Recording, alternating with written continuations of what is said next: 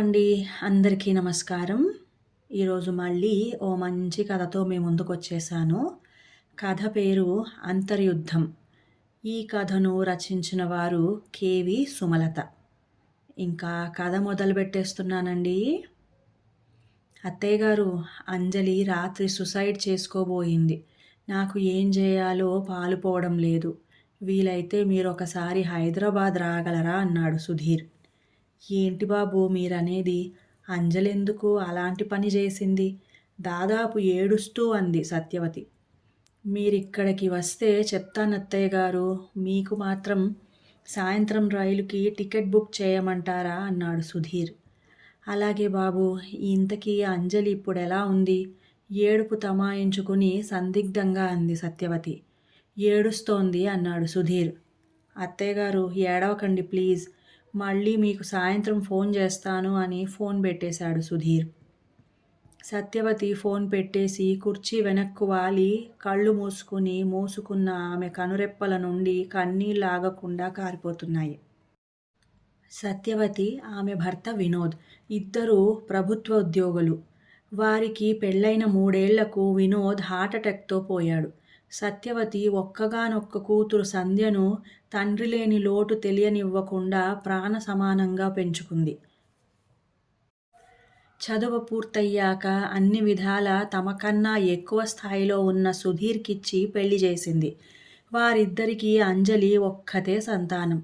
కూతురి కాపురం 3 పువ్వులు 6 కాయలుగా సాగుతోందని ఆనందపడుతున్న ఆమె గుండెల్లో దేవుడు పెద్ద తుఫాను రేపాడు. అంజలికి 12 ఏళ్ల వయసులో సంధ్య క్యాన్సర్తో పోరాడి మృత్యువోడిలోకి చేరుకుంది. ఊహించని సంఘటనకు అంజలి తల్లడిల్లిపోయింది. అంజలిని తనతో వచ్చేయమని అడిగితే తండ్రిని వదిలి రావడానికి ససేమిరా ఒప్పుకోలేదు. ఆడదిక్కులేని సంసారం. తోడు కావాలని భార్య చనిపోయిన 6 నెలలకు శాంత అనే అమ్మాయిని రెండవ పెళ్లి చేసుకున్నాడు సుధీర్. ఆ విషయం సత్యవతికి బాధ కలిగించిన పరిస్థితులతో రాజీ పడక తప్పదని తనకు తాను సర్ది చెప్పుకుంటూ మనవరాలికి కూడా నచ్చజెప్పింది. తెల్లవారుజామున సికింద్రాబాద్ స్టేషన్లో ఆగిన రైల్లో నుండి దిగుతున్న సత్యవతికి ఎదురుగా ప్లాట్ఫారం మీద నిలబడిన సుధీర్ కనిపించాడు. ప్రయాణం ఎలా జరిగింది అత్తయ్యగారు అంటూ ఆవిడ చేతిలో ఉన్న బ్యాగు అందుకున్నాడు. బాగానే జరిగింది బాబు అంది సత్యవతి. ఇద్దరూ కలిసి కారు వైపు నడుస్తున్నారు. అల్లుడుగారు, అంజలి ఎలా ఉంది అంది సత్యవతి. గదిలో నుండి బయటకు రాకుండా ఒక్కతే లోపలే ఉంది. పగలు రాత్రి కాపలా కాయాల్సి వస్తోంది చిన్నగా అన్నాడు సుధీర్. అసలెందుకింత పిచ్చి పని చేసింది? ఆదుర్దగా అంది సత్యవతి. మీరిక్కడే ఉండండి, పార్కింగ్లో నుండి కారు తెస్తాను అంటూ వెళ్ళాడు సుధీర్. సుధీర్ కాసేపట్లో కారు తీసుకుని రాగానే సత్యవతి వెనుక సీట్లో కూర్చుంది.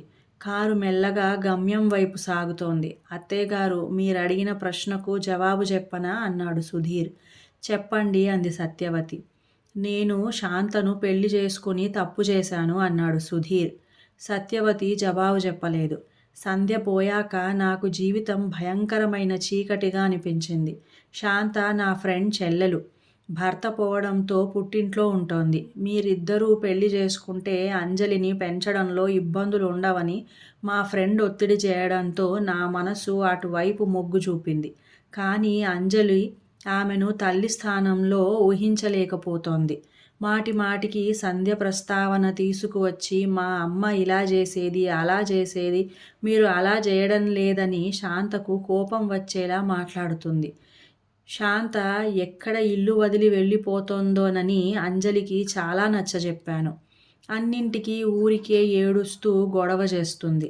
చదువు మీద కూడా శ్రద్ధ చూపించడం లేదు. అందుకే 2 రోజుల క్రితం బలవంతంగా హాస్టల్లో చేర్పించాను అన్నాడు సుధీర్. అంజలిని హాస్టల్లో చేర్పించారా? ఎంత పని చేశారు బాబు. అమ్మ దూరమై అల్లాడుతున్న బిడ్డను అక్కున చేర్చుకోకుండా హాస్టల్లో చేర్పించారా? చెమర్చిన కళ్ళతో అంది సత్యవతి. అత్తయ్యగారు, ఇంట్లో అయితే ఒక్కతే ఉంటుంది. అదే హాస్టల్లో అయితే తన ఈడు పిల్లలుంటారని ఈ నిర్ణయం తీసుకున్నాను. కొంచెం సిగ్గుపడుతున్నట్లుగా అన్నాడు సుధీర్. బాబు, ఒకప్పుడు మీరు అంజలిని ప్రాణానికన్నా ఎక్కువగా ప్రేమించేవారు. ఆ నమ్మకంతోనే సంధ్య పోయాక అంజలిని మీరు బాగా చూసుకుంటారని మీ దగ్గరే ఉంచేశాను. నాతో వచ్చేయమని అంజలిని ఎంత ప్రాధేయపడినా డాడీ నేను లేకుండా ఉండలేరని గట్టిగా తిరస్కరించింది. మీరు 6 నెలలు తిరగకుండానే పెళ్లి చేసుకున్నారు. అది నేనే జీర్ణం చేసుకోలేకపోతున్నాను. పసిపిల్ల తన మానసిక పరిస్థితి ఎలా ఉంటుందో ఊహించగలను బాధగా అంది సత్యవతి. అత్తయ్యగారు, నాకు సంధ్య అన్నా అంజలి అన్నా చాలా ఇష్టం అన్నది పచ్చి నిజం. శాంతను చేసుకుంటే ఇంటికి అంజలికి తోడుగా ఉంటుందని ఆశించాను. కానీ అంజలి పూర్తిగా శాంతను వ్యతిరేకిస్తోంది. గత్యంతరం లేక కొంతకాలం హాస్టల్లో ఉంటే పరిస్థితి సర్దుకుంటుందని చేర్పించాను అన్నాడు సుధీర్. అసలే ఒంటరితనంతో బాధపడుతున్న పిల్లను మీరు మరింత ఒంటరిని చేశారు. ఇప్పుడు నాకంతా అర్థమైంది బాబు, జీరగా అంది సత్యవతి. మీరు ఒక్కరే అంజలికి సర్ది చెప్పగలరని నాకు తెలుసు అన్నాడు సుధీర్. సత్యవతి మాట్లాడకుండా కారుతున్న కన్నీటిని తుడుచుకుంది. కాసేపట్లో కారు ఇంటి ముందు ఆగింది. ఇద్దరూ కారు దిగి లోపలకు వెళ్లారు. సత్యవతి గబగబా అంజలి గది వైపు నడిచింది. తలుపులు తెరిచే ఉన్నాయి. శాంత అక్కడే కూర్చుని పేపర్ చదువుతోంది. వీళ్లను చూడగానే లేచి ఎదురొచ్చి సుధీర్ చేతిలోని బ్యాగ్ అందుకుంటూ సత్యవతి వైపు చూసి పలకరింపుగా నవ్వింది. ఆవిడ బదులుగా నవ్వనట్లు పెదవులు కదిపి మనవరాలి వైపు తిరిగింది. అంజలి అలికిడిని ఎంతమాత్రం పట్టించుకోకుండా గోడవైపు చూస్తోంది. అంజూ! అంజలి ఆ పిలుపుకి నిదానంగా తల తిప్పి చూసింది. 2 క్షణాల తర్వాత ఆమె కళ్ళల్లో చిన్న మెరుపు కనిపించింది. సత్యవతి దగ్గరకు వచ్చి అంజలి పక్కలో కూర్చుని మీద చెయ్యి వేసింది. సుధీర్, శాంత తలుపులు దగ్గరకు వేసి అక్కడి నుండి వెళ్ళిపోయారు. అమ్మమ్మ! మెల్లగా పిలిచింది అంజలి. ఆమె కళ్ళల్లో తడి కనిపిస్తోంది. నా బంగారు తల్లి అంటూ వంగి ముద్దు పెట్టుకుంది సత్యవతి. అంజలి ఆమె చెయ్యి గట్టిగా పట్టుకుని దగ్గరకు లాక్కుంది. అమ్మమ్మ! నాకు బతకాలని లేదు, ఏడుస్తోంది అంజలి. ఎందుకని తల్లి? లాలనగా అడిగింది సత్యవతి. నేను ఎవరికీ అవసరం లేదు, ఒంటరిగా మిగిలిపోయాను వెక్కుతూ అంది అంజలి. నాకన్నా ఒంటరిగానా అంది సత్యవతి. అంజలి ఒక్కసారిగా ఏడుపు ఆపేసి ఆమె వైపు చూసింది. చెప్పమ్మా, నువ్వు నాకన్నా ఒంటరివా? రెట్టించింది సత్యవతి. అది కాదమ్మమ్మా, నీళ్లు నమిలింది అంజలి. అసలు నీ మనసులో ఉన్న బాధ ఏమిటో నాకు చెప్పు తల్లి అని మనవరాలి తల నిమిరింది సత్యవతి. అంజలి తన గుండెల్లో గూడు కట్టుకున్న దిగులు విప్పసాగింది. అంజలి, ఈవిడ నీకు అమ్మలాంటిది. నువ్వు అమ్మ కోసం ఏడుస్తున్నావని కొత్తమ్మను తెచ్చాను. పిన్ని అని పిలవకుండా అమ్మ అని పిలిస్తే చాలా బాగుంటుంది. నీకేం కావాలన్నా మొహమాట పడకుండా తనను అడగవచ్చు. అంజలి మెడ చుట్టూ చేతులు వేసి దగ్గరకు లాక్కుంటూ ప్రేమగా అన్నాడు సుధీర్. సుధీర్ మాటలకు అంజలి ముఖంలో రంగులు మారాయి. తండ్రి చేతుల్లో నుండి వెనక్కు తిరిగి శాంత వైపు చూసింది. మితిమీరిన అలంకరణతో ఉన్న శాంతను తల్లితో పోల్చడం ఆమెకు నచ్చలేదు. ఎప్పుడూ నవ్వుతూ సౌమ్యంగా ఉండే సంధ్య ఆమె కళ్ళ ముందు ప్రత్యక్షమయ్యింది. అమ్మ అలంకరణ లేకుండానే అందరినీ ఆకట్టుకునేది. ఈవిడను అమ్మతో పోల్చడమేంటి అనుకుని మౌనంగా అక్కడ నుండి వెళ్ళిపోయింది అంజలి. ఈ రోజు నుండి నువ్వు నీ రూమ్లో పడుకో. పెద్దదానివవుతున్నావు గదా, ఇక నుండి ఒక్కదానివి పడుకోవడం అలవాటు చేసుకోవాలి. ఎప్పటిలా పడుకోవడానికి గదిలోకి వచ్చిన అంజలితో అన్నాడు సుధీర్. సంధ్య ఉన్నంతకాలం అంజలి నిద్రపోయేదాకా అమ్మ నాన్నలతో కబుర్లు చెప్తూ ఇద్దరి మధ్య పడుకునేది. తల్లి పోయాక తండ్రి దగ్గర పడుకునేది. ఇప్పుడు ప్రత్యేకంగా వేరుగా పడుకోమనే గాని తల్లికి పినతల్లికి తేడా ఆమెకు తెలిసింది. ఒక్క క్షణం తండ్రి వైపు, ఆ పక్కనే కూర్చున్న పిన్ని వైపు చూసి మాట్లాడకుండా తన గది వైపుకి నడిచింది. మొదటిసారిగా తండ్రి తనను దూరం పెడుతున్న భావన ఆమెకు కలిగింది. మరుసటి రోజు ఉదయం శాంత వంటగదిలో కాఫీ పెడుతున్నప్పుడు అంజలి అక్కడికొచ్చింది. ఆంటీ ఏం చేస్తున్నారు అంది అంజలి. అంజలి తనను ఆంటీ అని పిలవడంతో శాంతి చివ్వున తలెత్తింది. మీ డాడీ కోసం కాఫీ పెడుతున్నాను అంది శాంత. డాడీ అప్పుడే లేచి బ్రష్ చేసుకున్నారా? ఆశ్చర్యంగా అంది అంజలి. ఆయన ఇంకా నిద్ర లేవలేదు అంది శాంత. ఆంటీ, అలా బ్రష్ చేయకుండా బెడ్ కాఫీ తాగడం మంచి అలవాటు కాదని మా అమ్మ చాలాసార్లు చెప్పింది. డాడీ ఎప్పుడు అడిగినా అమ్మ ఇచ్చేది కాదు. మీరిప్పుడు ఇచ్చినా డాడీ అస్సలు తాగరు నమ్మకంగా అంది అంజలి. ఎందుకు తాగరు? విసురుగా అంటూ కప్పు పట్టుకుని గదిలోకి వెళ్ళిపోయింది శాంత. ఎందుకంటే మా అమ్మ అంటే డాడీకి చాలా ఇష్టం వెనక నుండి అంది అంజలి. అంజలి మనసులో అమ్మ మాటలను డాడీ నిర్లక్ష్యం చేయరనే గట్టి నమ్మకం ఉంది. తను చెప్పినట్లు జరిగిందో లేదో చూడటానికి శాంత వెనకాలే వెళ్ళింది. శాంత అప్పటికే సుధీర్ని లేపి కాఫీ కప్పు చేతికిచ్చింది. అతడు కాఫీ తాగుతూ ఆమెతో నవ్వుతూ కబుర్లు చెప్తున్నాడు. అది చూడగానే అంజలికి షాక్ తగిలినట్లయి గుమ్మంలో అలాగే నిలబడిపోయింది. సుధీర్ దృష్టి అటువైపు మళ్ళింది. అంజు, ఏంటమ్మా, ఏమైనా కావాలా? కొంచెం ఇబ్బందిగా అన్నాడు సుధీర్. డాడీ, మీరు బెడ్ కాఫీ తాగుతున్నారా? అమ్మకు కోపం వస్తుంది దగ్గరకు వస్తూ అంది అంజలి. సుధీర్ కంగారు పడుతూ శాంత వైపు చూశాడు. ఆమె పక్కకు చూస్తోంది. అంజు, ఒక్కసారి తాగితే ఏమీ కాదులే గాని నీకు స్కూల్ టైం అవుతోంది వెళ్ళు అన్నాడు సుధీర్. తండ్రి జవాబు చెప్పలేక తనను వెళ్ళిపోమ్మంటున్నాడని అర్థమైంది అంజలికి. తను వాళ్ళిద్దరికీ అడ్డనిపించి బాధగా వెనక్కు తిరిగింది. రోజులు గడుస్తున్నాయి. అంజు, ఈరోజు స్కూల్కి వెళ్ళనన్నావట, ఏమైంది? ఒంట్లో బాగా లేదా? కళ్ళు మూసుకుని పడుకున్న అంజలి నుదుటి మీద చెయ్యి వేసి చూస్తూ అన్నాడు సుధీర్. శాంత వచ్చాక సుధీర్ కూతురికి ఎక్కువ సమయం కేటాయించడం లేదు. చాలా రోజుల తర్వాత ఆ స్పర్శలోని ఆప్యాయతకి ఆమెలో దుఃఖం పొంగి పొర్లింది. తండ్రి చేతిని గట్టిగా పట్టుకుంది. అంజు, ఏడుస్తున్నావా? ఆదుర్దగా అన్నాడు సుధీర్. అమ్మా, అమ్మా, ఏడుస్తూ అంది అంజలి. అమ్మ కోసం ఏడుస్తున్నావా? నువ్వు అలా ఏడిస్తే అమ్మ బాధపడుతుంది. నువ్వెప్పుడూ నవ్వుతూ ఉండాలని అమ్మ ఎప్పుడూ చెప్తుండేది గుర్తుందా అన్నాడు సుధీర్. అంజలి ఏడుపు నియంత్రించుకునే ప్రయత్నం చేస్తోంది. అప్పుడే అక్కడకు శాంత్ వచ్చింది.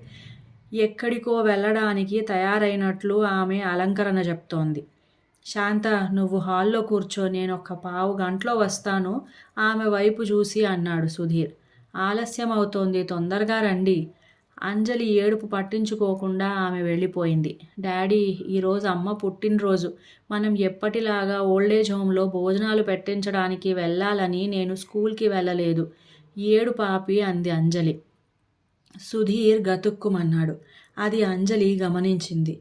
డాడీ, మీరు అమ్మ పుట్టినరోజు మర్చిపోయారా? బాధగా అడిగింది అంజలి. అదేం లేదంజు, ఈరోజు పిన్ని ఎక్కడికో వెళ్ళాలని చెప్పింది. ఆదివారం నీకు సెలవు కాబట్టి ఆ రోజు ఓల్డేజ్ హోమ్కి వెళ్దాం. ఇప్పుడు నువ్వు లేచి స్కూల్కి వెళ్ళిపో అని మరో మాటకు తావివ్వకుండా అక్కడి నుండి వెళ్ళిపోయాడు సుధీర్. అంజలికి చెప్పలేనంత ఏడుపొచ్చేసింది. ఇన్నాళ్ళు ప్రేమించిన భార్య పుట్టినరోజును తండ్రి ఎలా మర్చిపోయాడో ఆమెకు అర్థం కాలేదు. అమ్మ కోసం ఏడుస్తుంటే నేనున్నానని ధైర్యం చెప్తూ డాడీ అక్కున చేర్చుకుని ఓదార్చాలని ఆ చిన్నారి కోరుకుంది. అలాగే డాడీ అమ్మలేని లోటు తలుచుకుని బాధపడుతుంటే పెద్దదానిలా సాంత్వన పలుకులు పలకాలని కూడా అనుకుంది. ఆ రెండింటిలో ఏదీ జరగడం లేదు. శాంత ఆమెను ప్రేమగా దగ్గరకు తీసుకోదు. అలా అని దూరంగా ఉంచదు. సుధీర్ దృష్టిలో పడేలాగా అంజలి ఇష్టాలతో సంబంధం లేకుండా టిఫిను, భోజనం, స్నాక్స్ పెడుతుంది. అది చూసి ఆమె కర్తవ్య నిర్వహణకు సుధీర్ మురిసిపోతుంటాడు. కొత్తగా పెళ్లి చేసుకుని ఆమె కొంగు పట్టుకుని తిరుగుతున్న తండ్రి ప్రవర్తన అంజలిలో ఒంటరితనాన్ని పెంచుతోంది. రోజు రోజుకి ఆ ఇంట్లో తను పరాయిదన్న భావం ఎక్కువవుతోంది. తను ఎవరికీ అక్కర్లేదనే ఆలోచన ఆమెను కుంగదీస్తోంది. అంజు, నువ్వు స్కూల్కి పెట్టిన లంచ్ తినకుండా తెచ్చేస్తున్నావని పిన్ని చెప్పింది. ఇంట్లో కూడా ఏమీ తినడం లేదట, ఎందుకని? ఒకరోజు సాయంత్రం అన్నాడు సుధీర్. అంజలి జవాబు చెప్పకుండా దిగాలుగా కూర్చుంది. అడుగుతుంటే జవాబు చెప్పవేంటి? గట్టిగా అన్నాడు సుధీర్. డాడీ, మీరు అమ్మను మర్చిపోయారు. నాతో ప్రేమగా ఉండటం లేదు. ఇదంతా ఈవిడ వల్లే ఏడుస్తూ అంది అంజలి. సుధీర్ కోపంగా అంజలి మీదికి చెయ్యెత్తాడు. మీరెప్పుడైనా నన్ను కొట్టారా? కనీసం తిట్టారా? నేను ఏం చదువుకుంటున్నానో చూడ్డం లేదు. ఏం తింటున్నానో గూడా చూడ్డం లేదు. ఏమైనా కావాలా అని గూడా అడగడం లేదు. ఇదంతా ఆవిడ వల్ల గాదా? ఏడుస్తూ అంది అంజలి. నేను ఎంత బాగా జూసినా సవతి తల్లినే. కళ్ళు తుడుచుకుంటూ అంది శాంత. శాంత ఏడుపు చూసి సుధీర్ కంగారు పడ్డాడు. అంజు, నువ్వు పిన్నిని అపార్థం చేసుకుంటున్నావు. తను ఎంత బాధపడుతుందో చూడు అని శాంత దగ్గరకు వెళ్ళి ఓదార్చాడు సుధీర్. అంజలి అది భరించలేకపోయింది. తన ఏడుపు కన్నా రెండవ భార్య ఏడుపుకి చలించిన తండ్రి పట్ల నిరసన భావనతో తనలో తనే కుమిలిపోయింది. దానికి తోడు ఈ సంఘటన జరిగిన 4 రోజుల తర్వాత సుధీర్ చెప్పా పెట్టకుండా అంజలిని హాస్టల్లో చేర్పించాడు. తల్లితో పాటే తండ్రి కూడా తనకు పూర్తిగా దూరమయ్యాడని ఆమె గ్రహించింది. హాస్టల్లో మొదటి రోజు అన్యమనస్కంగా గడిపింది. ఎవరితో మాట్లాడకుండా శూన్యంలోకి చూస్తున్న అంజలి మీద వార్డెన్ దృష్టి పడింది. ఆమె మానసిక స్థితి సరిగ్గా లేదని ఒక కన్ను వేసుంచింది. రెండవ రోజు రాత్రివేళ అందరూ నిద్రపోతున్న సమయంలో అంజలి డాబా మెట్ల వైపు వెళ్ళడం వార్డెన్ గమనించి నిశ్శబ్దంగా ఆమెను అనుసరించింది. టెర్రస్ మెట్ల వరకు రాగానే అంజలి ఉద్దేశ్యం ఆమెకు అర్థమైంది. అంజలి ఆగు అని గబుక్కున ఆమె చేతిని పట్టుకుని ఆపేసింది. నన్ను వదలండి మేడం, నేను ఎవరికీ అక్కర్లేదు అంటూ గింజుకుంది అంజలి. వార్డెన్ బలవంతంగా కిందకు లాక్కొచ్చి సుధీర్కి ఫోన్ చేసి అంజలిని అప్పగించి హాస్టల్ నుండి ఇంటికి పంపించేసింది. ఇప్పుడు చెప్పు అమ్మమ్మ, నేనెందుకు బతకాలి? ఏడుపు గొంతుతో అంది అంజలి. అంజు, నీకు జవాబు చెప్పే ముందు ఒక కథ చెప్తాను, వింటావా? అంది సత్యవతి. అంజలి చెప్పమన్నట్లు తలూపింది. బాపట్ల పక్కన ఒక పల్లెటూరులో మంచినీటి చెరువు పక్కన ముళ్ళ తుప్పల్లో అప్పుడే పుట్టిన పసికందుని ఎవరో పారేశారు. ఆ పాపను తీసుకొచ్చి ఆ ఊరి సర్పంచ్ గారికి అప్పగించారు. ఆయన ఎవరైనా పాపని పెంచుకుంటారేమోనని అందరినీ అడిగారు. కానీ ఎవరూ ముందుకు రాలేదు. అప్పుడు సర్పంచ్ గారు పాపను బాపట్లలోని ఒక అనాథ శరణాలయంలో వదిలేశారు. శరణాలయంలో ఉన్న పెద్దవాళ్ళు ఆ పసికందుని ప్రేమగా పెంచుకున్నారు. అందరికీ అమ్మ ఒక్కతే ఉంటుంది. కానీ ఆ పాపకు బోలెడంతమంది అమ్మలు దొరికారు. ఊహ తెలిసిన తరువాత తను ఒక అనాథ అని తెలుసుకుంది. తల్లిదండ్రులు లేనందుకు ముందు బాధపడినా తరువాత చేరదీసిన అందరినీ ప్రేమిస్తూ ఆ వెలితిని పోగొట్టుకుంది. ప్రభుత్వ పాఠశాలలో బాగా చదువుకొని మంచి మార్కులు తెచ్చుకుంది. దాంతో ప్రైవేట్ కాలేజీ వాళ్ళు ఉచితంగా సీట్ ఇచ్చి చేర్చుకున్నారు. అలా కొందరు పెద్దవాళ్ల సహాయంతో డిగ్రీ, బీఈడీ పూర్తి చేసి ప్రభుత్వ ఉపాధ్యాయురాలుగా ఉద్యోగం తెచ్చుకుంది. కొన్నాళ్లకు మరో ఉపాధ్యాయుడిని పెళ్లి చేసుకుని తనకంటూ ఒక కుటుంబాన్ని ఏర్పరచుకుంది. ఆమె కొన్నాళ్లకు ఒక పాపకు జన్మనిచ్చింది. దురదృష్టవశాత్తు పాప పుట్టిన 3 ఏళ్లకు భర్త హార్ట్అటాక్తో దూరమయ్యాడు. తోడుగా ఉంటాననుకున్న భర్త నడిసంద్రంలో ముంచి వెళ్ళిపోయిన ఆమె చావాలనుకోలేదు. తన కళ్ళ ముందున్న పాపాయిని పెంచి పెద్దదాన్ని చేసే బాధ్యత తన మీద ఉందని గ్రహించింది. యుక్త వయసు వచ్చాక మంచి సంబంధం వెతికి కూతురు పెళ్లి చేసింది. కానీ దేవుడు నిర్దాక్షిణ్యంగా ఆమెకు కూతుర్ని కూడా దూరం చేశాడు. కళ్ళ ముందే కూతురు కట్టెల్లో కాలిపోతుంటే ఆమె గుండె పగిలిపోయింది. అప్పుడు కూడా చావాలనుకోలేదు. ఎందుకంటే కూతురి ప్రతిరూపం మనవరాలి రూపంలో ఆమెకు కనిపించింది. వణుకుతున్న గొంతుతో ఆగింది సత్యవతి. అమ్మమ్మ అంటూ బావురుమంది అంజలి. అంజు, మీ అమ్మ పోవడం నీకు తీరని లోటు. అది ఎవరూ ఎప్పటికీ తీర్చలేరు. మీ నాన్నకు భార్య వచ్చింది కానీ నీకు అమ్మ దొరకలేదని నువ్వు బాధపడుతున్నావు. మీ అమ్మ స్థానాన్ని దోచుకున్న వ్యక్తిగా చూడకుండా ఆవిడ పట్ల ప్రేమను పెంచుకోవడానికి ప్రయత్నించు. నువ్వు ఆవిడలో అమ్మను చూడగలిగితే ఆవిడ నీలో కూతుర్ని తప్పకుండా చూస్తుంది. అప్పుడు మీ డాడీ కూడా నీతో పూర్వంలా ఉంటారు అంది సత్యవతి. అదెలా అమ్మమ్మ? అదెలా సాధ్యమవుతుంది? అసలు నువ్వెలా ఇంత బాధను తట్టుకుంటున్నావు? ఏడుస్తూనే అంది అంజలి. అంజు, నా కష్టాల్లో నాకు తోడు పుస్తకాలు. ఈ ప్రపంచంలో మనిషి తయారు చేసిన అన్నింట్లో గొప్పది పుస్తకం. మన మనసుని విశాలం చేసి మన చుట్టూ సహృద్భావ వాతావరణాన్ని ఏర్పరుస్తుంది. ఒంటరితనాన్ని పోగొడుతుంది. సు స్కూల్ వర్క్ అయ్యాక మంచి సాహిత్యం చదువుకో. స్నేహితులతో సంతోషంగా ఉండు. మీ డాడీ కూడా తన తప్పు తెలుసుకున్నారు. ఇక మీదట అంతా బావుంటుంది. సరేనా? అంది సత్యవతి.